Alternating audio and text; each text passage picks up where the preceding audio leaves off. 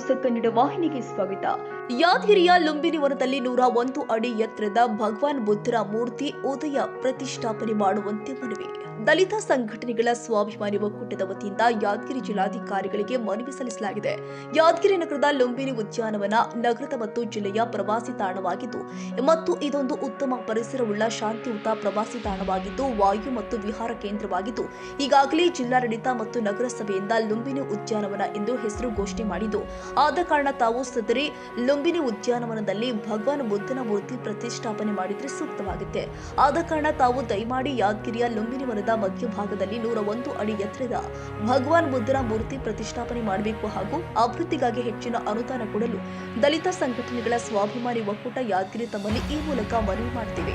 ಈ ಸಂದರ್ಭದಲ್ಲಿ ಚಂದಪ್ಪ ಮುನಿಯಪ್ಪನೋರ್, ಶರಣು ಎಸ್ ನಾಟಿಕರ್, ಕಾಶಿನಾಥ್ ನಾಟಿಕರ್, ಜಗದೀಶ್ ಎನ್ ದಾಸನಕೇರಿ, ಅಂಜು ಯಾದಗಿರಿ, ಆನಂದ್ ಮ್ಯಾಗೇರಿ, ರಾಹುಲ್ ಕೊಲ್ಲೂರ್ಕರ್, ಚಂದ್ರಕಾಂತ್ ಚಲವಾದಿ, ತಾಯಪ್ಪ ಭಂಡಾರಿ, ಗಿರೀಶ್ ಚಟ್ಟೇರ್ಕರ್, ಪರಶುರಾಮ್ ಚಲವಾದಿ ಮತ್ತಿತರರು ಹಾಜರಿದ್ದರು.